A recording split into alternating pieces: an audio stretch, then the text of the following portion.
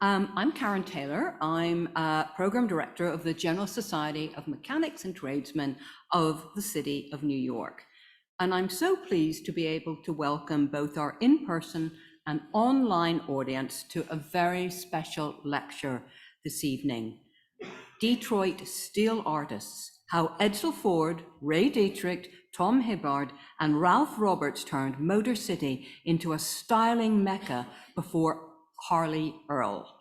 And making the presentation is writer and engineer Matthew Kilkenny.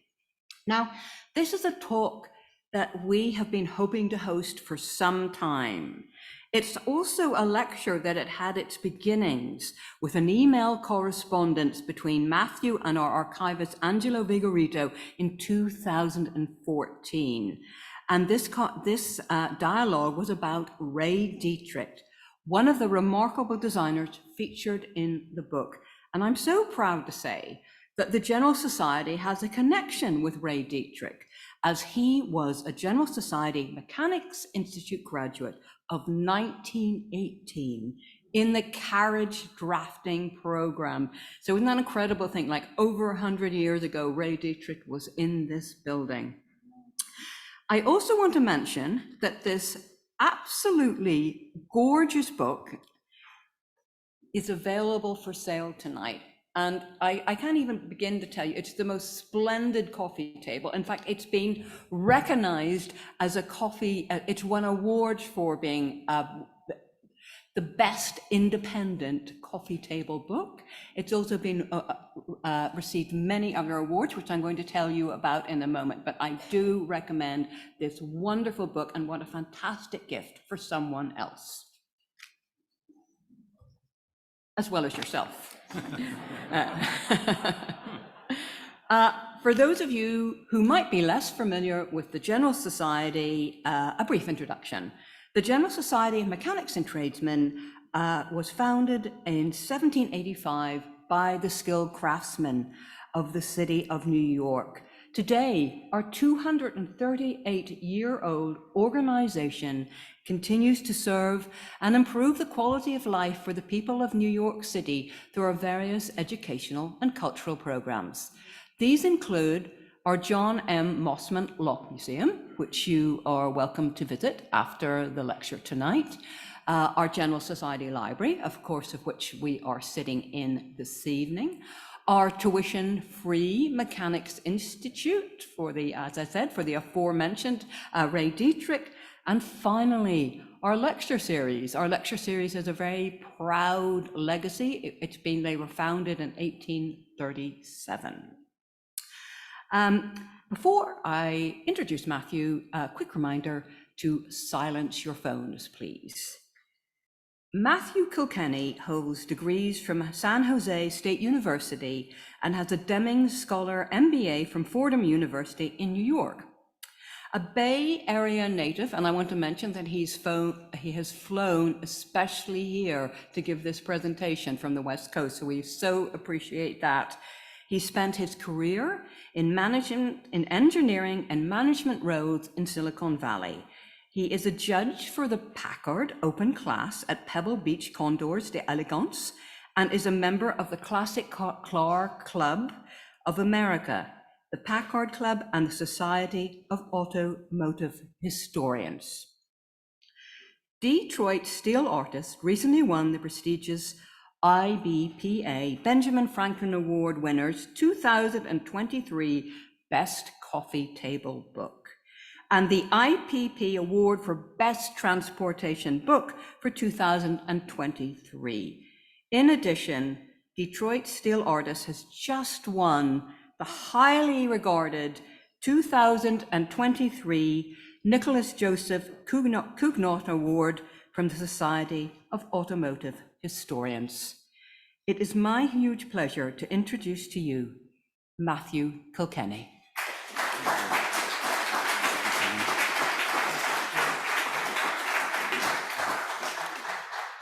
Good evening.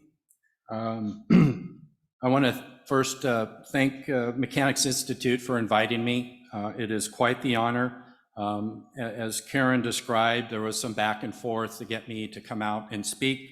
The busyness of life sometimes get in the way, and it was delayed, but I'm so honored to be here tonight. I also want to thank Angelo, who started the conversation years ago when I was starting to do research for this book, and reached out to the school here, and he was gracious to help me find some information on Ray Dietrich here, and it's been incorporated in my book, so thank you. Writing a book is like restoring an old car, is what I say. When you start off with the project, it seems very exciting, this big, exciting project you want to tackle, and as you go through it, you get halfway through it, kind of like restoring an old car. Things are everywhere, the project's in disarray. You wonder if you made a mistake trying to tackle the project, but eventually you persevere, you get everything together, you put the car together, or you put the project together like the book, and you get such nice compliments from either the car show awards or from general people that just love your book or love your car, and everything is right in the world. And that's kind of how I felt like writing this book. It was much like restoring an old car, most of the time very enjoyable. Editing the end notes was not enjoyable, but overall it was very enjoyable. My research started in 1999 after the Packard Centennial in Ohio. My dad and I traveled out to see the Packard Centennial, and we decided we'd never been to Detroit. We're Packard enthusiasts. Let's go to Detroit. Let's go see the Packard factory, or what was left of it. And we made a trip up there and went to the Detroit Public Library, where the librarian up there said we broke all records in terms of research on Packard. And I ended up making 3 more trips to Detroit doing research for this book. I want to say when I started work to write a book, it was actually going to be on Packards. And then as I started to peel the onion, found more information, material, and connected dots, I saw this story about these early designers overall who really were the pioneers in the industry. And I put the Packard book aside, which is still on the side, and I decided to write this book, Detroit Steel Artists. One interesting story from a car adventure, there's a lot of characters in the car hobby, but one interesting story is when we did go to Detroit the initial time, there was some back and forth between the owner of the building at the time, the Packard factory, and he wasn't paying taxes to the city. And we had a friend that had some cars stored up in the Packard factory. And we said, hey, we've never been we'd like to see the factory. Maybe we won't be there next time we're here. And he says, okay, you really want to see the factory? And we said, yeah, we're here. We'd like to see the factory. And what he did is he reached into his desk drawer, pulled out a gun, and he said, okay, let's go. At that point, I didn't know I wanted that much adventure in the car hobby. So everything worked out. We got to see the factory, but it was kind of a funny story. What influenced me to write this book? I think it's, again, it was just, people have asked me that. I don't know. I was originally going to write a Packard book, which is now on the side. But you start getting all this information and connecting dots, and you just find this interesting story and said, I've never read anything like this in all the literature I've seen, and I thought, here's a great opportunity to fill a historical void, and that's really where it started. And I also included in there a more complete story. I do talk about not the primary subjects of GM and Chrysler, what was going on during those times, including Harley Earl, who was very important piece to developing design and styling as a formal department within car companies. So let's talk a little bit about me. This is actually the side yard of my dad's house, where he had a bunch of Packards over there. And as a kid, I used to play cops and robbers with my friends in these Packard cars. So I ended up growing up around these old Packards, and that's kind of how it started. Of course, when I was a little kid, I wanted to play baseball more, but I did have an appreciation for the old cars. My dad's first car was a Model T he bought when he was 13 years old, and he drove it around the family property in the Bay Area amongst other cars, fixing it up and driving them around. One interesting story about going back in history is we had a show and tell at my elementary school, and I decided, hey, my dad's got these neat old Packards, maybe I'll bring a Packard for show and tell, and I actually did. My dad drove his 34 Packard over there, and we showed all the class because they'd never seen anything like that. And the interesting part is when I advertised this book, I had an old elementary school classmate reached out to me and said, "Hey, is this the Matthew Kilkenny I went to elementary school with?" And I said, "Yeah, that's me. I remember you." And she's like, "I remember your dad had that neat old Packard he brought to our show and tell in elementary school." It was such an interesting, cool story that she remembered that. So the indoctrination in old cars started very early for me, as I was a handy helper with my dad working on the cars.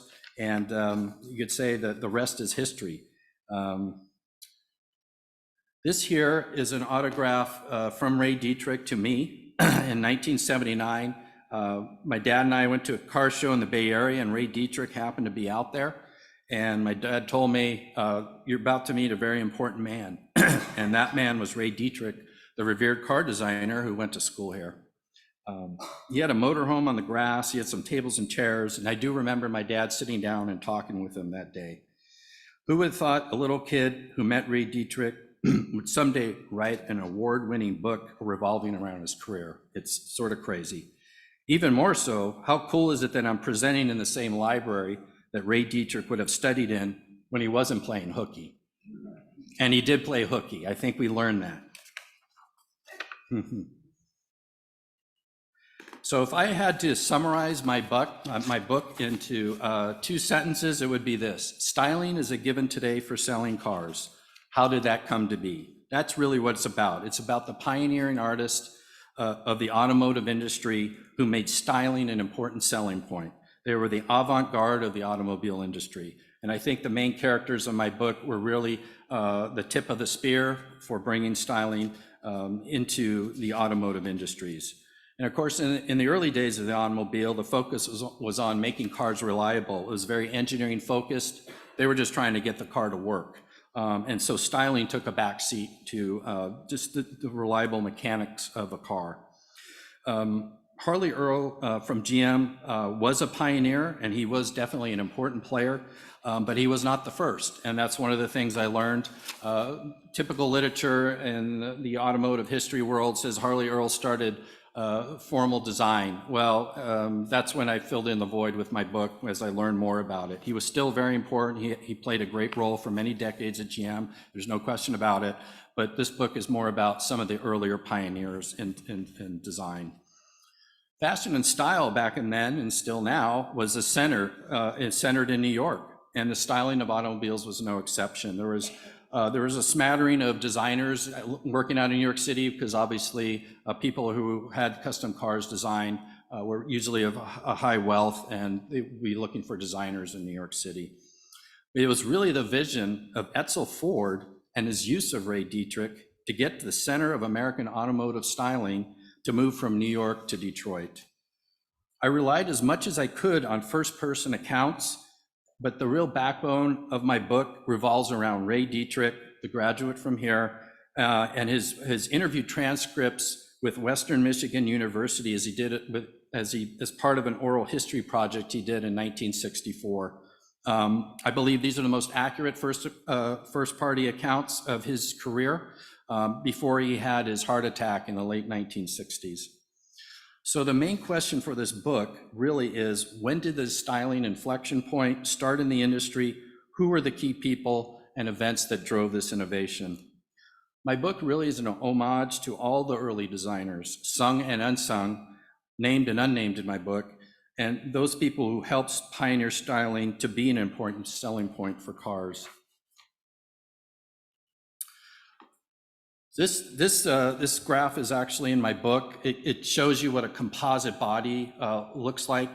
This is the type of bodies they built back then. Of course, now you have unibody cars where it's all integrated into the overall structure of the car. Back then, it was more like the trucks today, right? So you had this wooden body that was sitting on the chassis or frame. They were separate. They weren't integrated. So you see in the top left picture, there's wood pieces that are screwed together and glued, and that would become the wood buck for the body. And the picture right to the right, you have this gentleman on a power hammer hammering the steel into the right shape to fit the shape of the wood buck. And then it would be placed on the body, as you can follow the arrows there. The pieces would be welded together, hammered onto the body, and then they would use lead to solder in the nails and to cover them up. That's a composite body. And one of the reasons why I wanted to mention that is the early manufacturers, automotive manufacturers, generally focused on the chassis and left the body building to the outside suppliers. That was generally the case. And the largest independent body manufacturers during this time, the 20s and 30s, were a company called Briggs Manufacturing and the Murray Corporation. And there will be a relation between them and LeBaron and Dietrich Inc. that I'll talk about a little bit. This here is Charles Parlin. He is the father of market research. I happened to stumble upon him during my research on automotive, writing this book. The Saturday Evening Post was the first magazine to change their business model where revenue would come from ads and not subscriptions. It was a crazy idea at the time, but that's how the Saturday Evening Post was going to approach it. And the publisher needed somebody to understand the industries that wanted to advertise in the Post. So they hired Charles Parlin, who was a Wisconsin high school teacher, to figure out how to do market research. And again, he's the father of market research. His initial studies in the early teens were on department stores and women's ready-to-wear clothes, which impacted his assessment also of the automotive industry. And he saw how styling would be an important aspect to selling automobiles. He wrote in 1915, "The pleasure car is the traveling representative of a man's taste or refinement. Few people see the types of carpets or draperies we have in our home, but everyone notices the kind of car we drive." It's such a visionary for 1915 to see where the automotive industry was going to go. Like clothes, he had the vision to see that cars will be both functional and stylish. He also did some other studies in the automotive industry in 1920 and 1926, and the conclusion from those studies revolved around women having a very high influence on car sales, including the styling of cars. So by 1920, cars were becoming much more reliable. The focus was less on the reliability because it was more of a given then. And then there was how do they differentiate themselves in the market? Well, styling was the case. And women were demanding more style, different colors and cloth materials inside the car, and that's how the market evolved.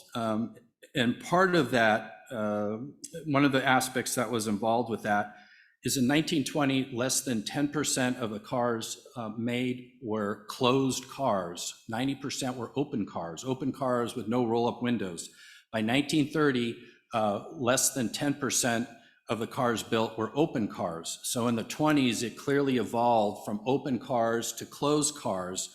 And what that allowed for was a more practical everyday vehicle, where before, with no roll-up windows and bad weather, it wasn't as practical of a car. So as it has evolved into an everyday closed car, women were using it on everyday use, and there was a lot of demand for styling. So that was one important aspect that drove the need for styling in the industry. This here is Andrew Johnson.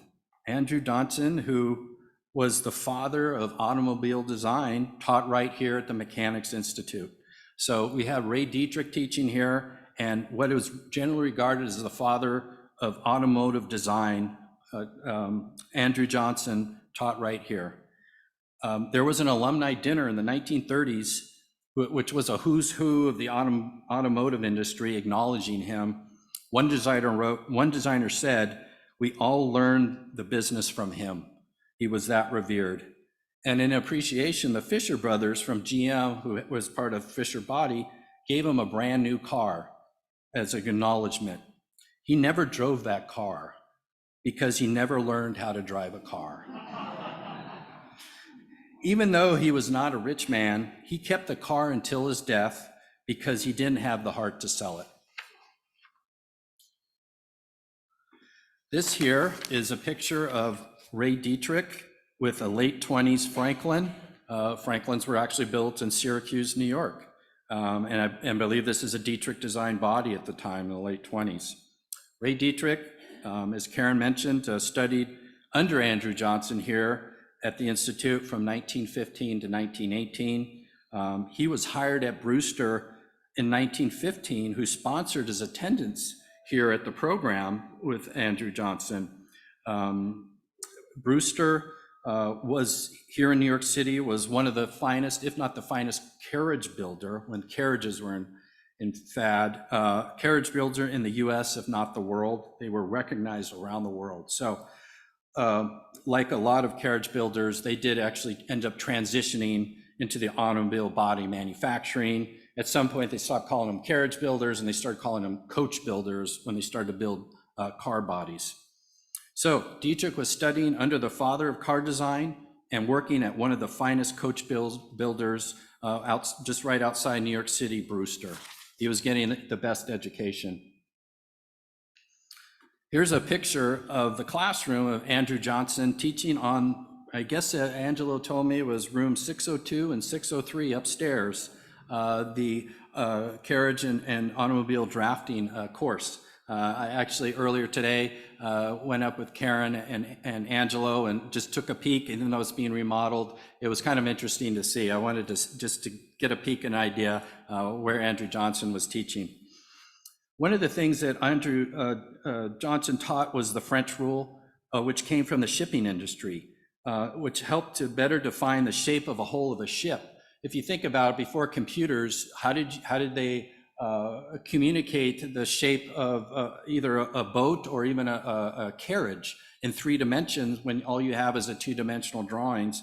And there's this idea of the French rule where you have these numeric tables and math tables on the 2-dimensional drawing, which would allow anybody trying to interpret the shape of the hull of the ship or the shape of the body knows in 3 dimensions where those critical locations of the surface of the body, so they can get a good idea what the designer's intent was for the shape of the body. It was called the French rule. Now, of course, they have computers, you don't need any of that.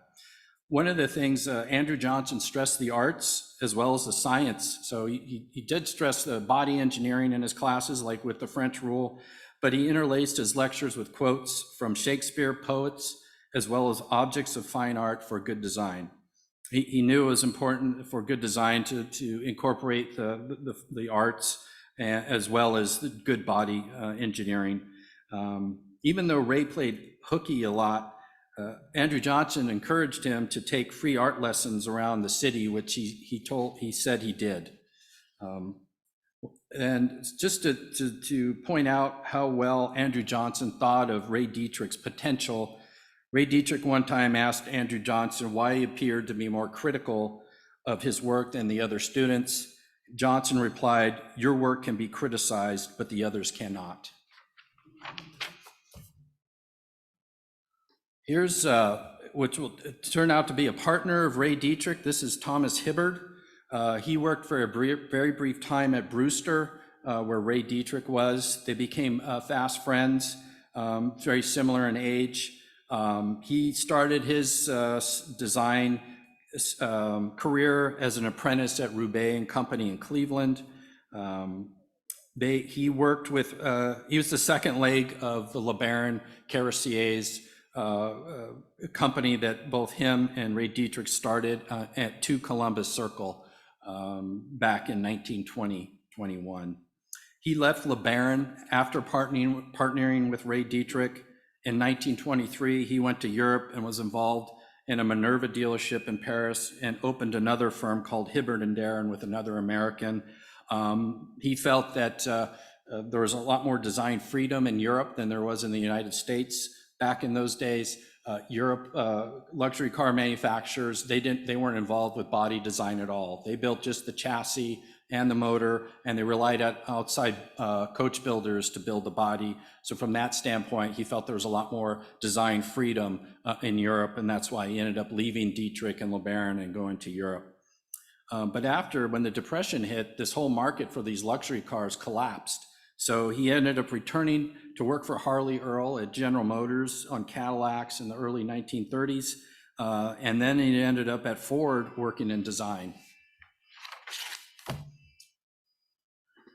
Here's a picture. We have Edsel Ford, we got Charlie Chaplin, and Henry Ford, quite an interesting photo.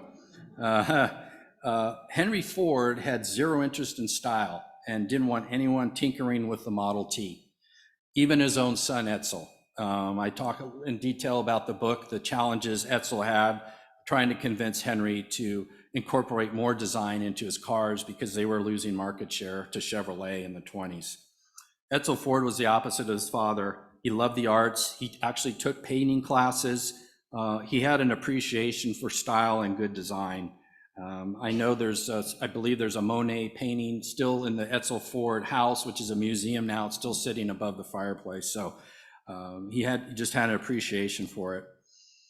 A lot of the close colleagues of Henry Ford said that Henry Ford bought Lincoln in 1922 to give the kids something to do.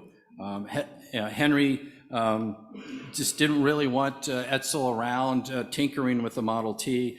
I talk in more detail what the motivation from Henry is and why that was. It's an unfortunate thing because Edsel was such a visionary and from all accounts was much a gentleman. In the early 20s, Edsel felt that styling would become an important selling point, and in many respects to the increased market share of closed cars that I described, that women were going to buy more or involved in more automobile purchases, and they had more of a demand for styling. I just want to mention here briefly, this is a photo by a photographer during that time, the 1920s and 30s, named Irving Browning, who did a lot of photos in New York City during that time. What we have here is a picture of 2 Columbus Circle back in 1925. 2 Columbus Circle, as I mentioned, is where LeBaron was started by Hibbard and Dietrich. And this picture was interesting for me when I was writing my book because they said they were on the 58th Street side on the 5th floor windows with their drawing tables. What's interesting about this picture is this is a 1925 picture. So they were in the windows there. For me writing a book, it was kind of cool. And when Hibbard left Brewster in 1919 after a very short amount of time because he wasn't designing cars, he was doing draftsman's work. And both Dietrich and Hibbard talked at lunchtime about opening a business for architecture design for automobiles, just like architects for buildings. They thought there could be an innovative solution there for the booming automotive industry to have architects to design bodies and be a service. And that's really the founding of LeBaron at 2 Columbus Circle. Dietrich would sit across the street in Central Park on the bench to work through problems, as he described. What's interesting about that is I went to Fordham University, the graduate school just down the street, and sometimes I would sit in those same benches working through problems. Edsel Ford would frequently stop by and discuss design at LeBaron. He built more of a rapport with Ray Dietrich than Tom Hibbard. It's not that Ray Dietrich was necessarily more talented with Tom Hibbard. I think Tom Hibbard was underappreciated as a designer. It's because Ray Dietrich was more outgoing and Tom Hibbard was very reserved and quiet. And so Edsel Ford ended up building more of a rapport with Ray Dietrich. And plus the fact that Tom left after 1923, so he didn't have a lot of time to get to know Edsel Ford. Let me point out, this is illustration 61 in my book. And it was another photo that was taken by Irving Browning. And there's a great story surrounding this picture that I'll end my talk with. Here's the third leg of LeBaron. This is Ralph Roberts. He became friends with Tom Hibbard when he was growing up in Cleveland while Hibbard was working at Roubaix. He joined LeBaron after graduating from Dartmouth in 1922, and he became the bookkeeper office manager. He wasn't a designer. I don't think the intent was for him to do design, which he eventually did. He was more of an office manager. He just wanted to be in this new exciting car industry. In 1925, Edsel Ford tried to convince Roberts and Dietrich to partner with the Murray Body Corporation and move LeBaron to Detroit. So you remember I talked about the auto manufacturers didn't necessarily build their own bodies. They relied on these major body builders. Murray Body Corporation was one of them. Briggs was another. And in this case, Edsel Ford was trying to convince LeBaron to move to Detroit because he was trying to turn Detroit into a styling Mecca and move it away from New York. Edsel Ford wanted Detroit to be known for more than just the Model T, his dad's Model T. He wanted Detroit to be known for styling and design, just like Paris or London, for example. The problem was that even though Edsel Ford was trying to get them to move there, Roberts and the rest of the LeBaron team really didn't want to move to Detroit. They loved New York City. It was still, still the epicenter for even body design still, even though it was transitioning away, and they didn't want to move. But Ray Dietrich wanted to move LeBaron. He saw to Detroit, he saw a huge opportunity because there were no body designers or body design companies of significance in Detroit during this time, and he thought there was just a huge market that they could capture. So what ended up happening, LeBaron as a corporation or a company decided we're not moving. So Ray Dietrich ended up going to Detroit after being invited by Edsel Ford again, and they tried to convince him he needed to make a decision. They were ready to start a company in Detroit, a custom car building company with his name on it, but he had to make the decision. Edsel told Dietrich, "You can put the rest of them in your vest pocket. You're the man we want." So eventually he did leave, and he did go to start Dietrich Inc. in Detroit in 1925 with the support of Edsel Ford. It was really backed by the Murray Corporation, who was the majority owner of Dietrich Inc. Dietrich himself was a minor owner in this company. What's interesting about that is Roberts, who stayed at LeBaron, ended up selling LeBaron the majority interest in LeBaron in 1927 to Briggs, who's the competitor to Murray, and made a fortune. So the two people that founded LeBaron, the real minds, Dietrich and Hibbard, never really made any money from LeBaron. It was the office manager in 1927, sold it at the right time, and he sold it for a bunch of money, and he made a fortune. So Dietrich and Roberts at Murray were now in high demand by the late 20s because of the importance styling was playing in selling cars. So you could see all this strategic work going on with these independent bodybuilders to find this design talent, get them involved in some way by having majority ownership in these companies like Dietrich Inc. or LeBaron. So Briggs and Murray were the largest bodybuilders, but the auto manufacturers still relied on body design from these companies. And the thinking there was, if we can get these custom car building coach work design teams like Dietrich Inc. and LeBaron design for the expensive cars, the one-off semi-custom cars, eventually those design cues would flow and trickle down into production volume cars. That was really the strategy of Briggs and Murray when they purchased interest in LeBaron and Dietrich. It was really to win more business with the high volume Chryslers, and by using these design services that could be incorporated in those high volume cars where they could actually make some money. There was some animosity between Roberts and Dietrich because of Dietrich leaving LeBaron. But again, like I said, Roberts got his payback when he sold a controlling interest for a small fortune to Briggs. Roberts himself stayed with LeBaron and Briggs until about 1940, leading various design teams. And he wasn't a designer, but he did actually end up becoming a very good interpreter and designer in a general sense as his career progressed.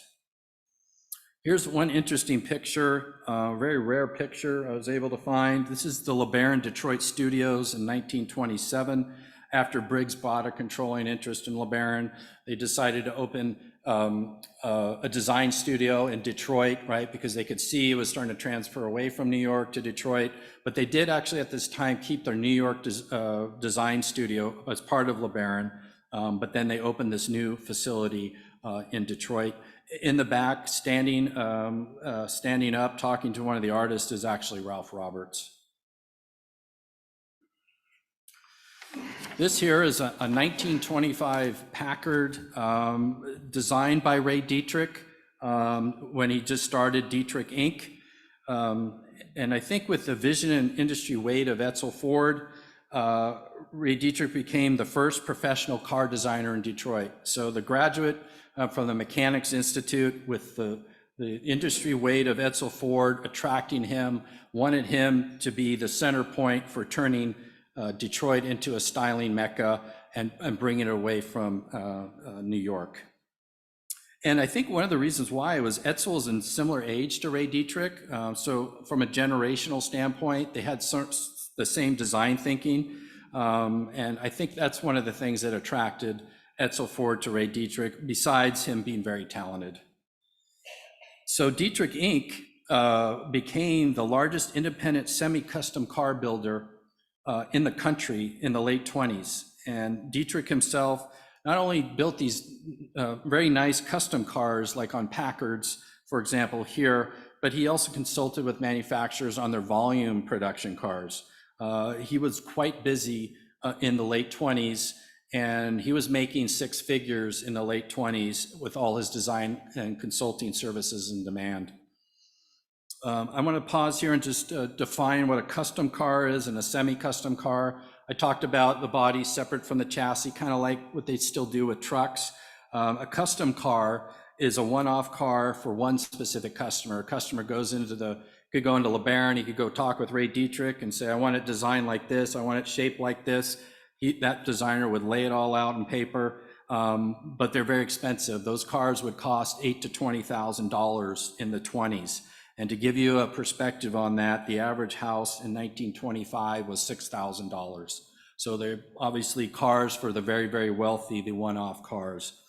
Then we have the semi-custom cars, which really developed in the 20s, and I think Ray Dietrich was one of the drivers for that innovation. And what a semi-custom car is using the coach builder services and the quality of the workmanship with a coach builder, but you're building low volume. It'd be like 20 to 40 cars. If they could build 20 to 40 of a certain body style, they could bring the cost down because they can incorporate a lot of mass production techniques to bring the overall cost down of the body.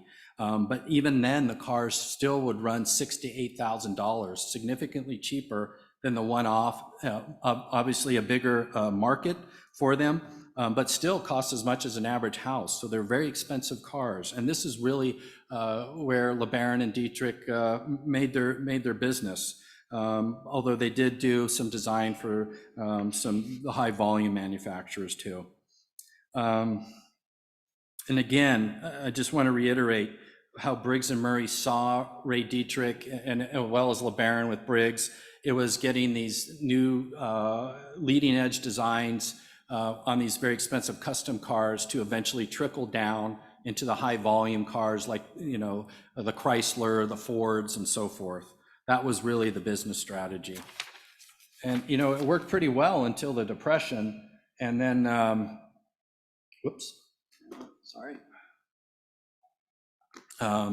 and then it crashed. So what's interesting, this is a 1932 Packard Deluxe 8 Sport Phaeton, body by Dietrich.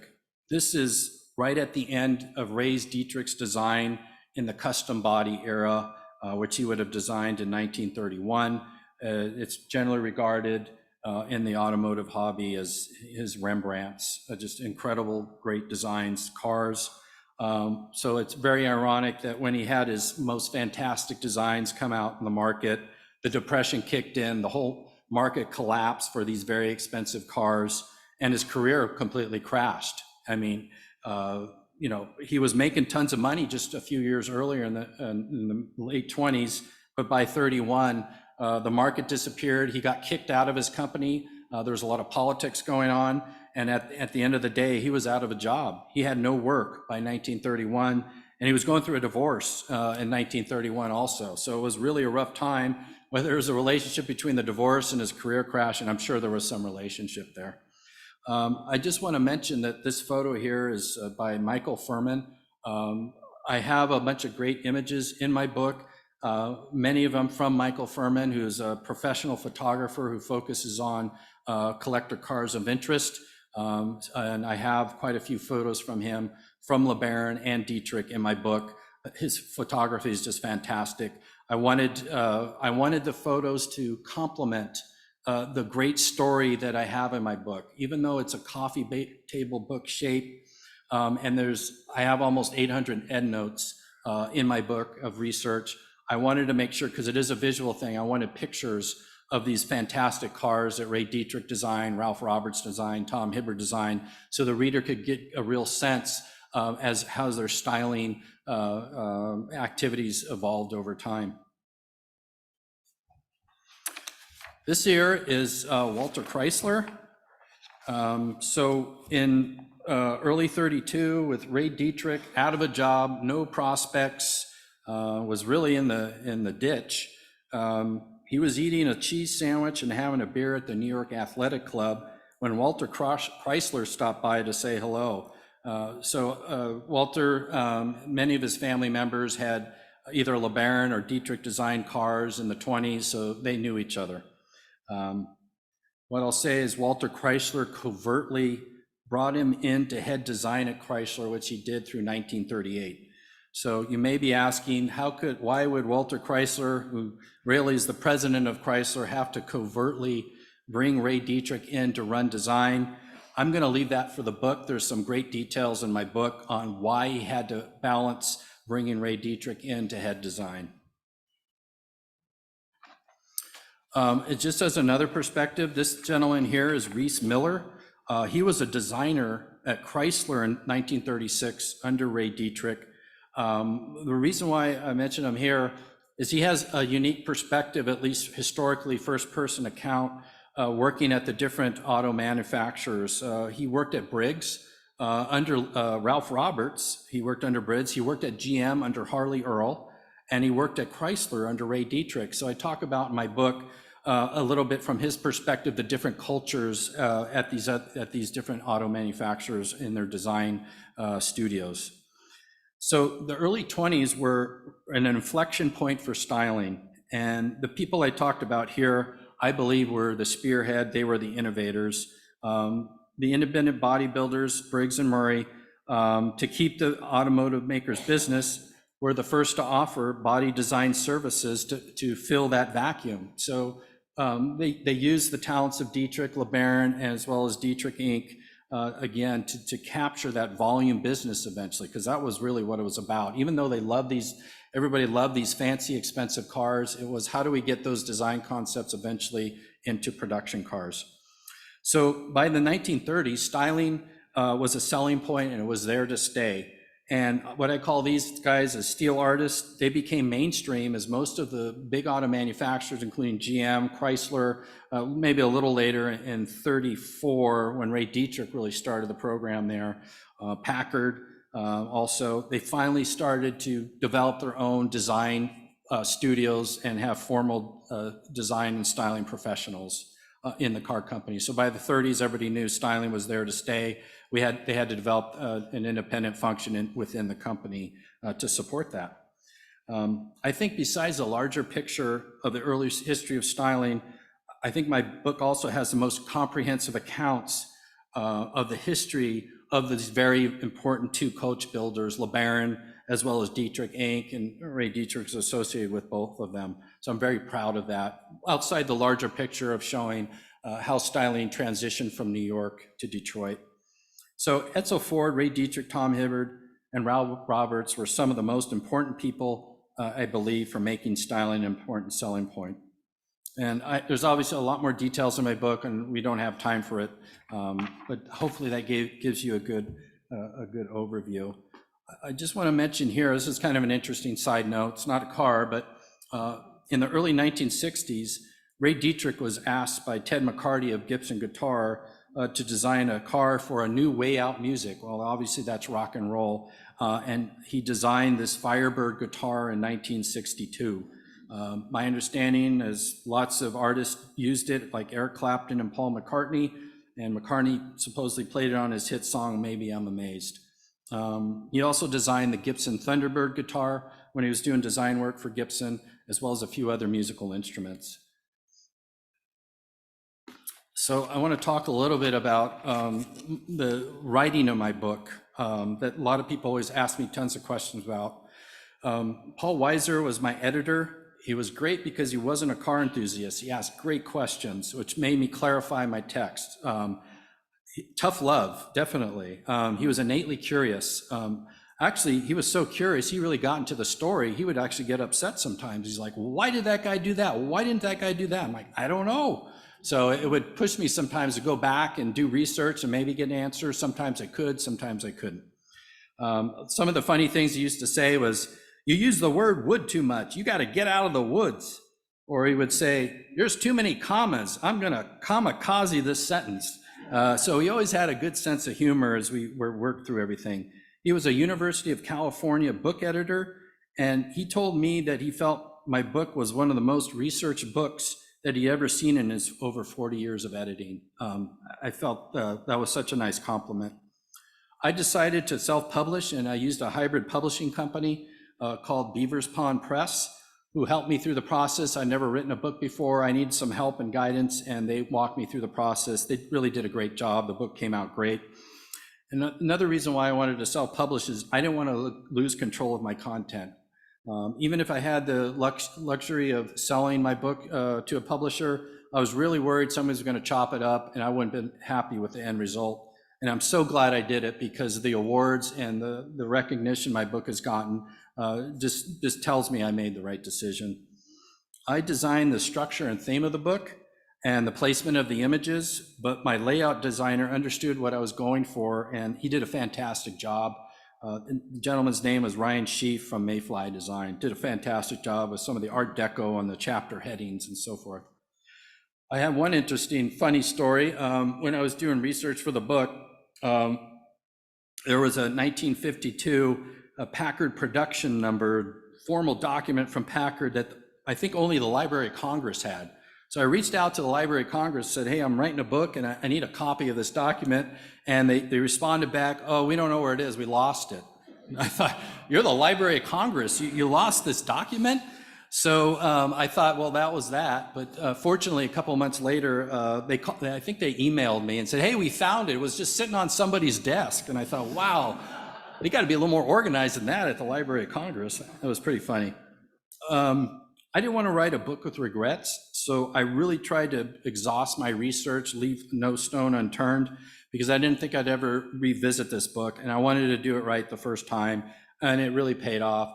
The other issue is I was under a time pressure because we had a baby on the way. So I knew as soon as that baby hit, there's no more book writing. So I doubled down to get the book done, and everything was good. This is another picture from my book, just to give you a couple of pictures. I know you've probably seen it in the invite. This is a picture by Bill Pack of a Stutz DV32. What's interesting about Bill, and I feature this car in my book in coffee table image size, he took the pictures of this car, like this picture here, in a garage that had a lot of cars around it, and the lighting was terrible. And it looks like it was done in a studio, but he had this crazy equipment. He could get the lighting right, it took it at the right time, and he could phase out all the cars in the back, and he just did a fantastic job. It really looks like it was done in a studio. I have many fantastic images, I think, in the book to complement the text, both modern and period photos.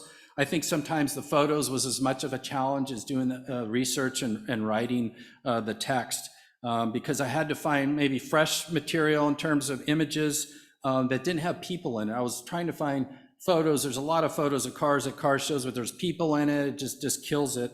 So I had to look long and hard and make sure my photos really didn't have people in it and really represented the different years and eras of the design and development from LeBaron and Dietrich. And then the question that everybody has had questions, Jay Leno, how did you get Jay Leno to write the foreword to your book? Well, as Karen mentioned, I am a judge at the Pebble Beach Concours d'Elegance in Pebble Beach, California, and Jay has been an avid attendee for many, many years there.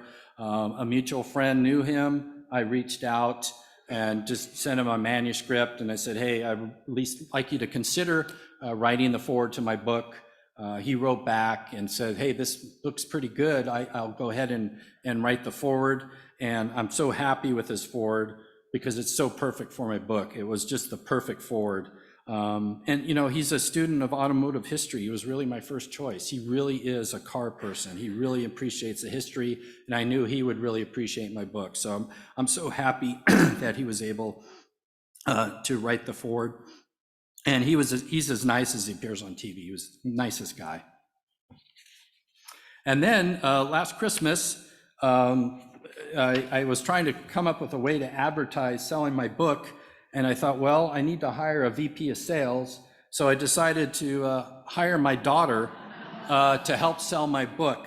This is my little daughter that I took a picture of to help, you know, sell my book. And I think she sold a lot more books than I ever could sell. And finally, I want to end my talk talking about the most probably interesting story behind the book that has nothing to do with cars. This is illustration 61, excuse me.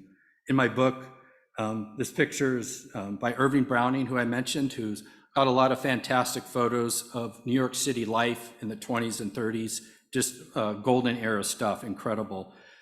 When I found this picture, I said, well, gee, there's somebody in the window there, you know, just this crazy research, writing a book. Yeah, well, maybe I can figure out I could see Dietrich in the window, or, you know, just crazy stuff. But I decided I'm going to look a little harder. Maybe this Irving Browning guys, there's more images from this time period that would be interesting for my book. And I found this gentleman, Ira Maestrich, who had much of the Browning collection in storage. And he had been trying to find a home for all these beautiful historic images from New York City life in the 20s and 30s.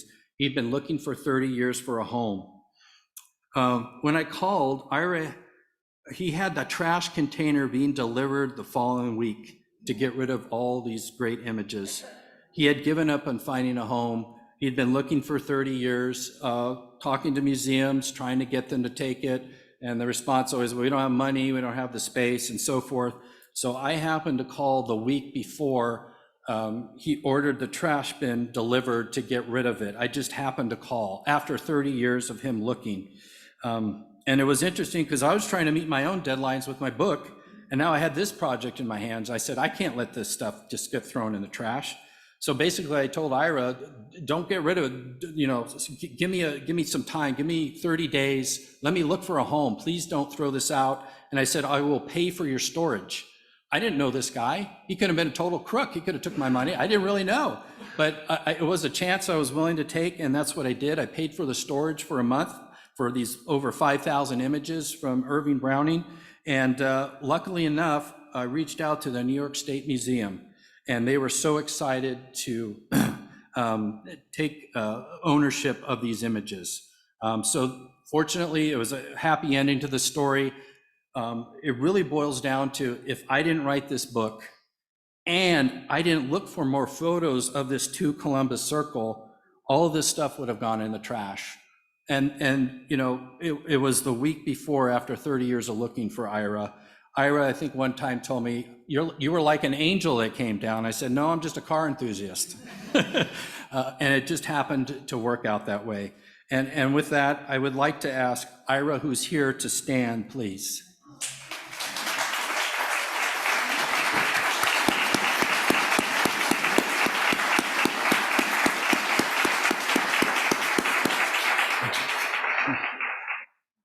Thank you, Ira. And just a few photos. Here is Ira with a bunch of Browning fans from around the country when the New York State had the Browning collection exhibited late last year. Earlier this year, as the exhibit was going on, I said, this is a once in a lifetime thing I'm involved with. I got to get on a plane. I'm busy, but so I got on a plane. I flew out for literally, I think we're at the museum like 3 or 4 hours. And then I got on a plane and flew home. But I said, I'm not going to miss this because this is a once in a lifetime thing for me.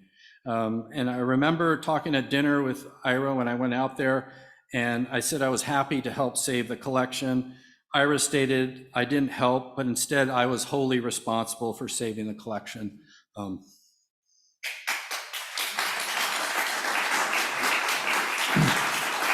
you.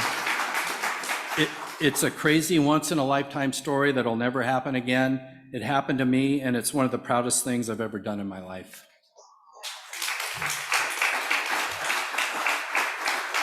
And just a few pictures. Here's an image of Irving Browning that was blown up at the New York State Museum.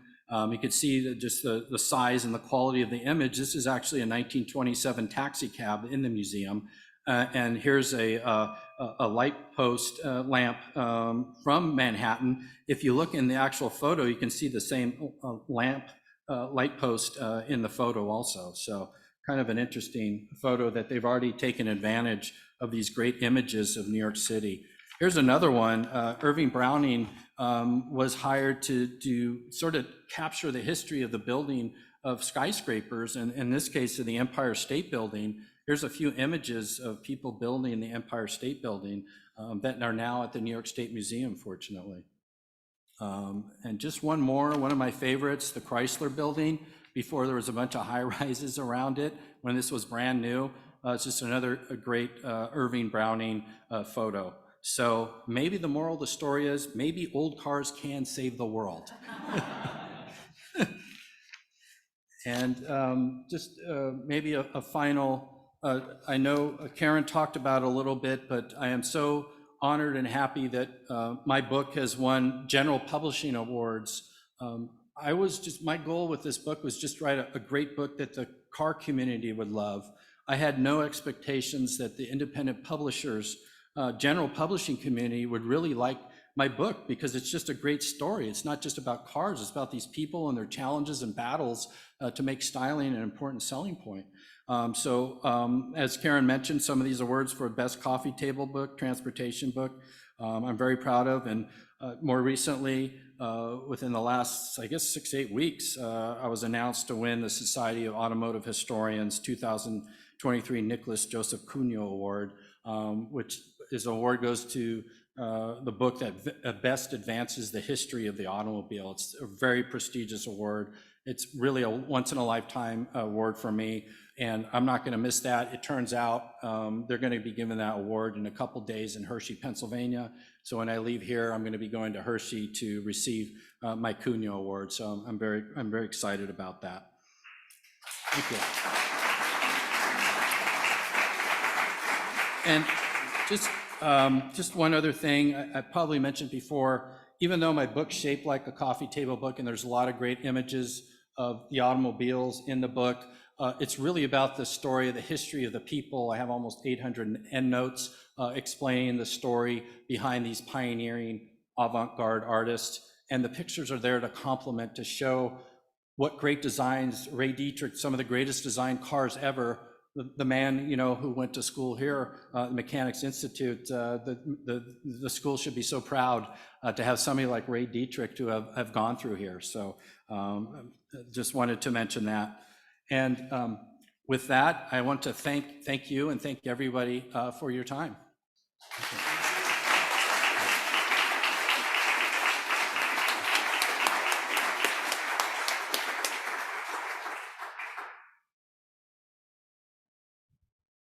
Matthew, thank you so much. I'm going to say some more words at the end, but that was really fabulous. So thank you. It was a fantastic presentation. Thank you so much. I would be delighted to take some questions from the audience, and I also want to remind our online audience that you should please submit typed questions. Do we have any questions to start off?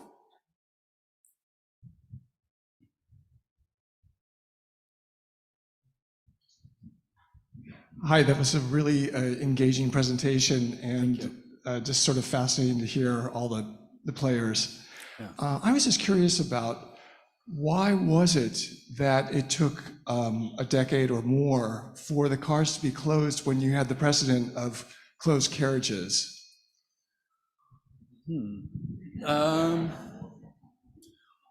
That's a good question. Probably, I think because, there weren't really mass-produced carriages. They were still custom built, right? So with Henry Ford and the line really was when they perfected high-volume manufacturing, mass production. And it took a while for it to be included in closed cars. And one of the complications, which seems so obvious now, is the roll-up window. That there was no thought of that, and those were quite expensive to get right in a closed car. And they didn't have a full body sheet metal stamping really until the mid to late 30s when GM came out with it. They only had partial, which then they had to weld the body together. It wasn't just one stamp, kind of like what you see generally in cars today. And that's probably some of the biggest reasons why it took a while for closed cars to compete price-wise with open cars. We have a question over here. So I have two simple questions. One is, how did you find out that Ray Dietrich actually attended the Mechanics Institute? And where are the original artistic drawings from these Detroit and New York steel artists? Oh, wow, yeah. How did I find out? Well, so, yeah, I mean, I kind of knew about Ray Dietrich before I started writing the book, but when I found these interview transcripts that he answered a bunch of questions and he talked about Mechanics Institute. So what's the first thing? What's the Mechanics Institute? And I reached out and determined it must have been in New York. And then I found Angelo here and started asking him questions. I said, hey, I think Ray Dietrich went to school here. What do you have on him? What kind of records? And that's how that happened. As far as all the drawings and stuff, unfortunately, most of it got thrown in the trash. It's so sad. People just didn't have an appreciation. I think a lot of these designers didn't think there'd be interest in their work decades later, which is, it's kind of frustrating, right? I think Ralph Roberts mentioned it, Ray Dietrich mentioned it. Well, gee, if I knew there was so much interest in my work decades later, I would have saved more. And one of the things I learned about some of these designers and stylists, they have no interest in what just happened.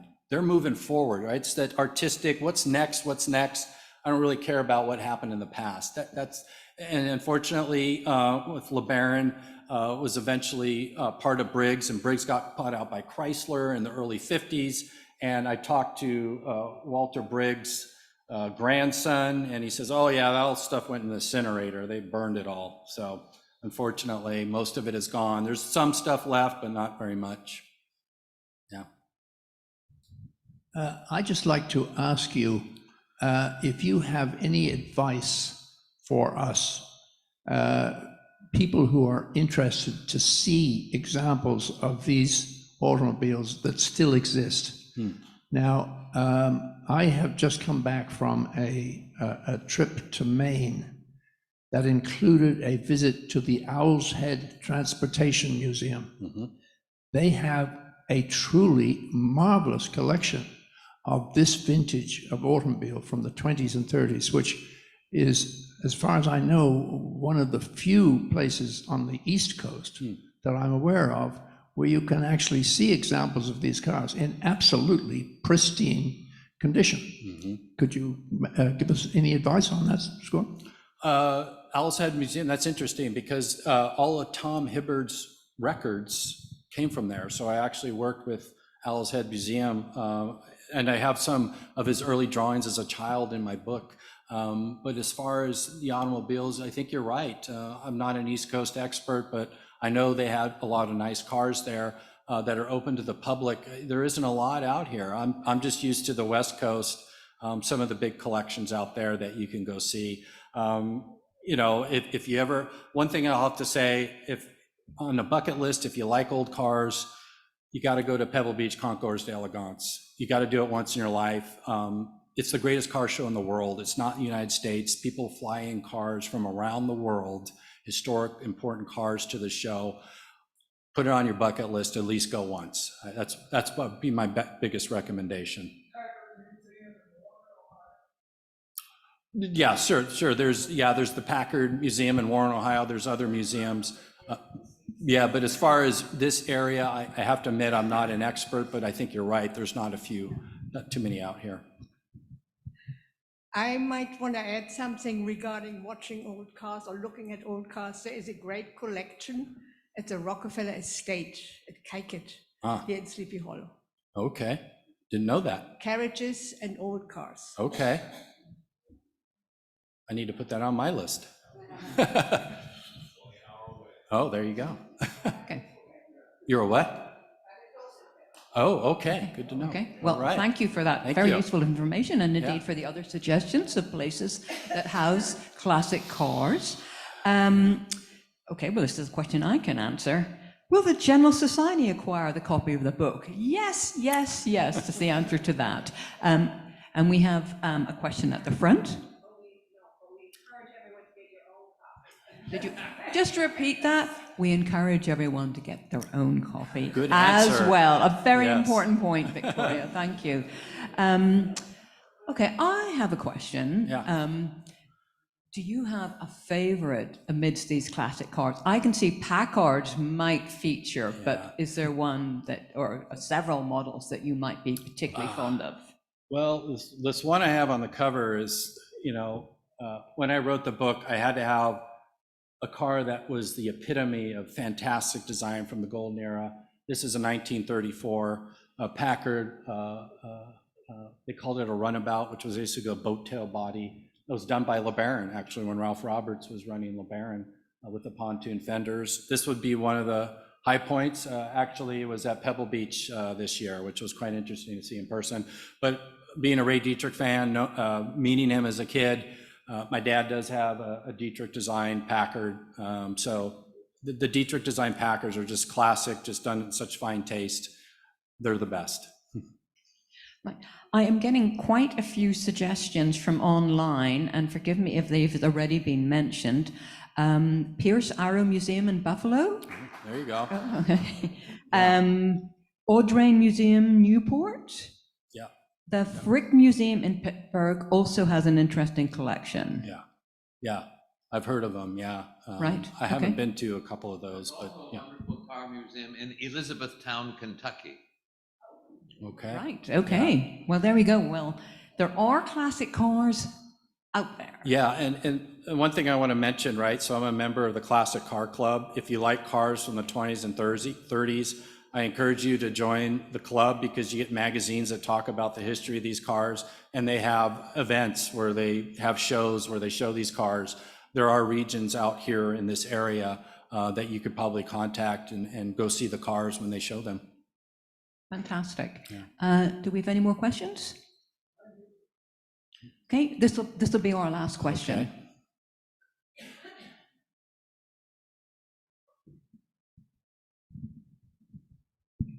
Thanks so much. On the subject of the closed car, is that a true convertible in the sense that a top will pop up and be not necessarily automatically, but Yeah. manually pulled up? Yeah, this is, it has a hidden top, right? So that's why you don't see it above. Back then, some of the cars that were designed where you had these panels that would flip up, right? You push the top back in and the metal panel flips back down, so you have this kind of clean look where you don't see the actual rag top. Yeah. And one further, many of the other cars you showed them, Packards, I'm not sure what the other models were, they appeared to have a very large, heavily padded canvas cover. Was that a convertible, or was that what we call the old, hard top, and that you have to take it off manually and store it somewhere to drive around? Both. Like the Stutz, that's a convertible. The top does go down, but they did actually had that design back then where it looked like a top, but it didn't actually go down. They did have that design. Some people said, I want the convertible look, but I don't want the top to ever go down, and I like the comfort of a closed car, but I want that convertible look, and it looks like it has a convertible top, but it actually doesn't go down, so it was both ways. Yeah. Right. Well, I would like to thank Matthew so much for your fabulous presentation, your absolutely gorgeous and splendid book. And I don't know if I mentioned this, but it happens to be for sale. And it's actually at a very special discounted price. We believe $80.25. And as I said, what a wonderful gift for you and family members and friends. But really, your research, your stories, it was just fantastic the way that you pulled it all together. And we're really honored, Matthew, that you should come and speak and share your knowledge and to find out about how you wrote the book. There was so much to it. And as for the story of the Browning's photographs, that is really just an incredible postscript to the whole project. So we are thrilled to have had you here. I'm so glad. It only took 9 years, right? That's right. Yeah.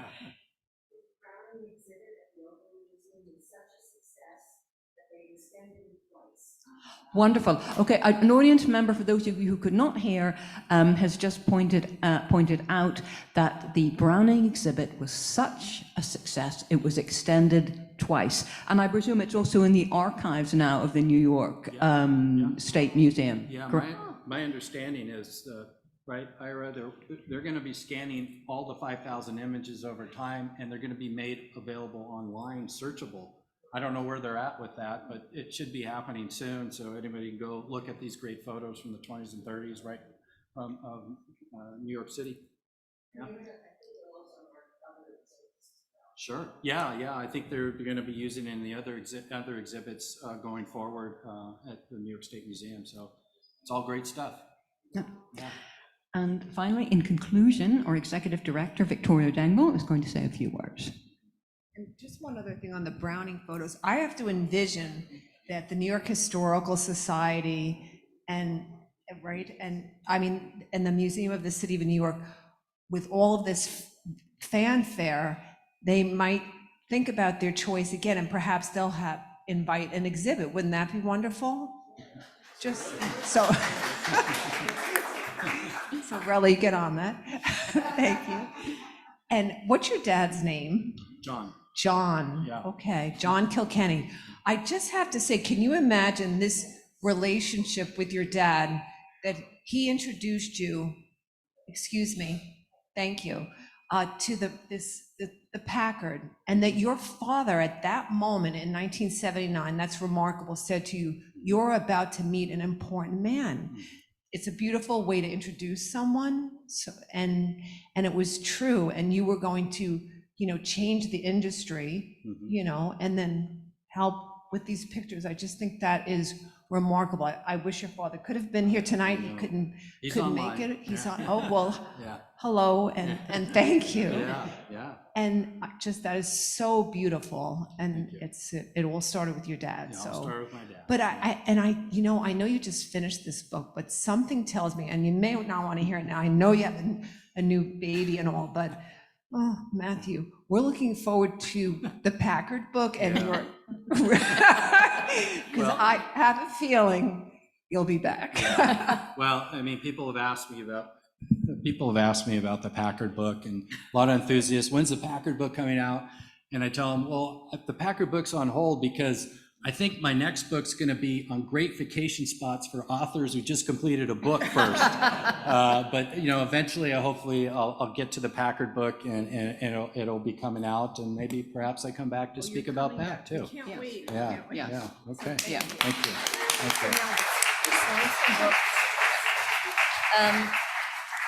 A little memento of the evening, the poster.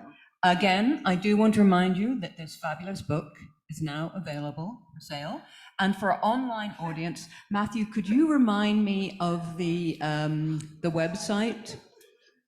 Yeah, so I have my own website, DetroitSteelArtist.com. Talks a little bit about the book and some of the great press reviews that I got of the book, as well as a link to Itasca Books, who's my distributor selling my books. The book is sold on Amazon, but as you can probably imagine, Amazon takes a big cut And if I sell it through my distributor, Itasca Books, or you buy it through there, I get more of a royalty from the book, which encourages me to write more books. So just kind of keep that in mind. Thank you. This really is practically the last word. I just want to remind you that our next lecture is with Francois Bollac, and that is Building New Ideas, and that's next Tuesday, October 10th at 6 p.m. Our in-person audience, I hope you will join us for a glass of wine. Our online audience, thank you so much for attending. Thank you both so much, both audiences for attending, and we look forward to seeing you in the near future. Again, Matthew, so many thanks. Good night. Thank you. Thank you.